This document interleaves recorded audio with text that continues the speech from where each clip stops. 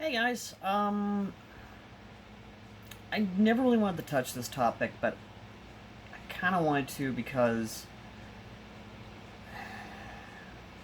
with the holidays coming up and and Thanksgiving coming up, especially me being thankful, thinking back to what I'm thankful for and kind of what I'm going to say at my family prayer at the table.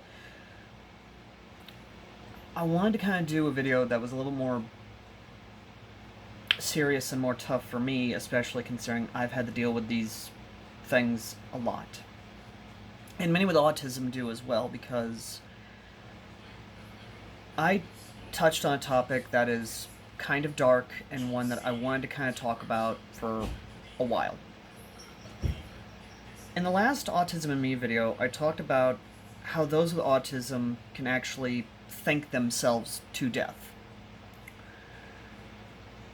It's in fiction, especially in games, media, things like that.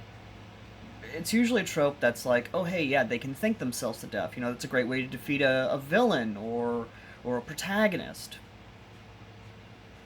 But the scary thing is that in real life, autistic people actually can think themselves to death.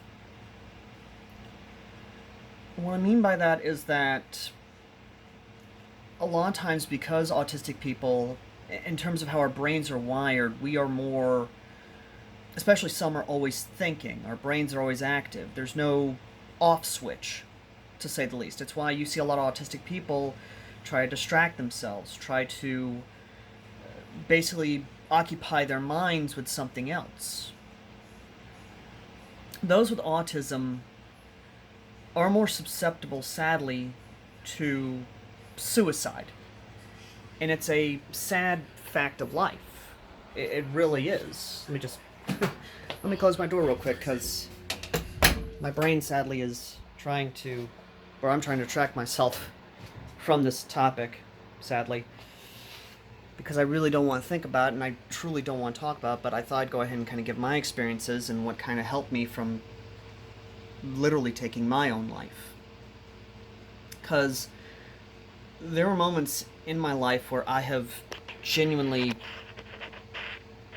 thought about it, sadly, and I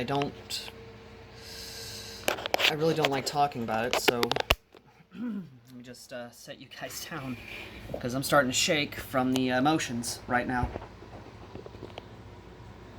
Uh, this is definitely a heavy one. So let me try and be collected here on this topic. The sad reality is that those with autism are actually more susceptible to suicide than normal people. The simple reason behind it is because, especially for me at least, those with autism are more emotional. We're more in tune with our emotions. We are more susceptible to depression and negative emotions. It's why I especially try to surround myself with positivity, with things that make me laugh, make me smile, and just make me genuinely happy. It's why I don't try to have negative emotions. If I do have negative emotions, I try to make myself cry. Now, I know to some of you that may seem ridiculous, but to those with autism, they'll understand that if we allow the negative emotions to build up and bottle up, they will turn to something we don't want. Those negative emotions are going to build until it finally reaches our brain, and we start thinking about them, and we start trying to rationalize them. I have had moments in my life where I have actually rationalized that taking my own life was a good thing, where I have rationalized that suicide was a genuine escape from suffering, from the pain, from all of it. And I thank God every day that I never went that extra step. High school was the worst for me because of the bullying, from the verbal abuse, from just the negative emotions that surrounded the high school I was in, and all of it. Funerals especially. later on in my life, because when I lost my grandpa, God rest his soul, it hit me. And then when my own grandma passed away, I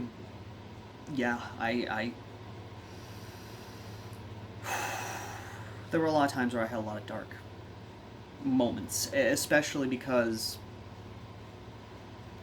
whenever I am unable to focus my brain on something or focus it and I am bottled up with negative emotions, my brain starts going places I don't want it to, and I start considering the outcome of how to escape it.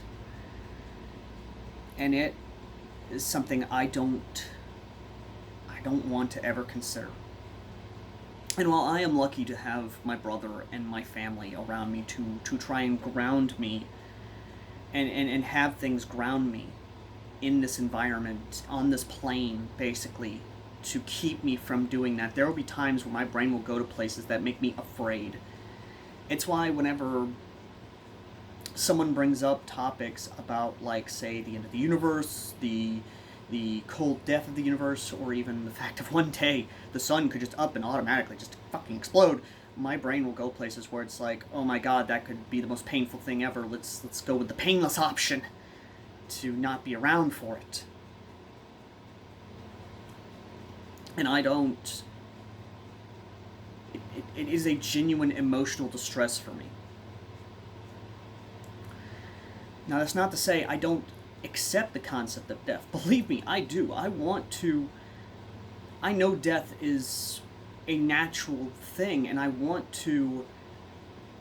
accept it when my time comes, but I don't want to go to that route of, oh, I'd rather take my own life than and do the cowardly thing and just do that, because I don't want to. But sadly, there are times where I know people who I have sadly lost to suicide. And it hits me even worse because I realize I wasn't there to help them. There are times where I read about it and I can't help but think that I could have tried to help them, or I wish someone was there to help them. It is a sad reality of life that it hurts me more because I am... And people who I've played Airsoft with can tell you this. I am someone who genuinely is a positive person and tries to be positive. Or even just regular people who know, I try to be positive and try to help people as much as I can. And while, yes, sometimes I may seem like an angry person, or I may seem like a negative person, that's mostly just me putting up a front, basically. Or I try to be entertaining about it. But... God, I'm just rambling by this point in time. And that's kind of me. It's a defense mechanism that I use to try and not talk about a serious topic like this, because I don't want to think about it.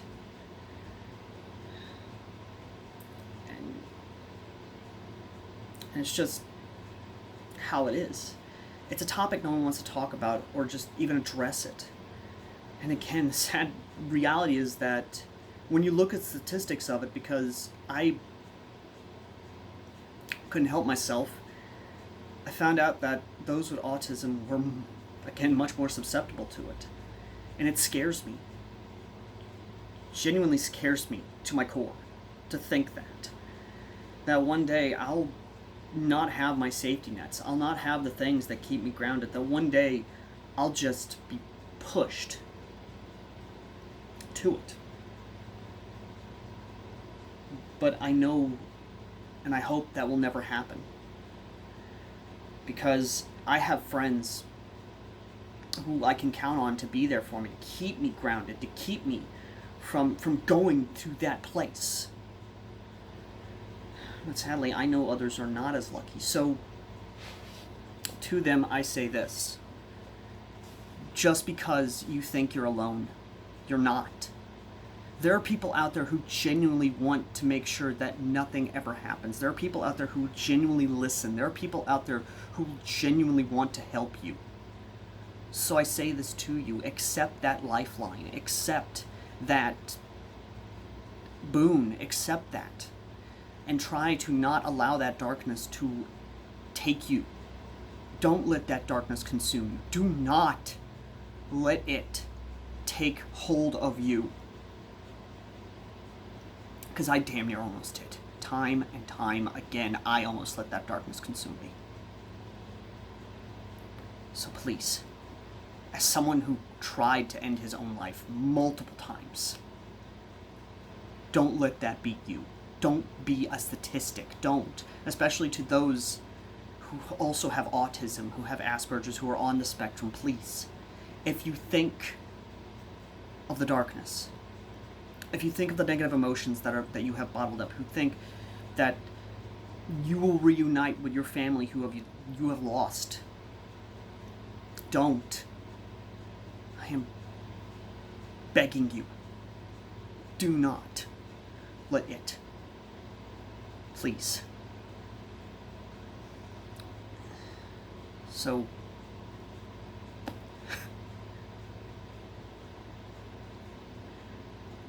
oh hell.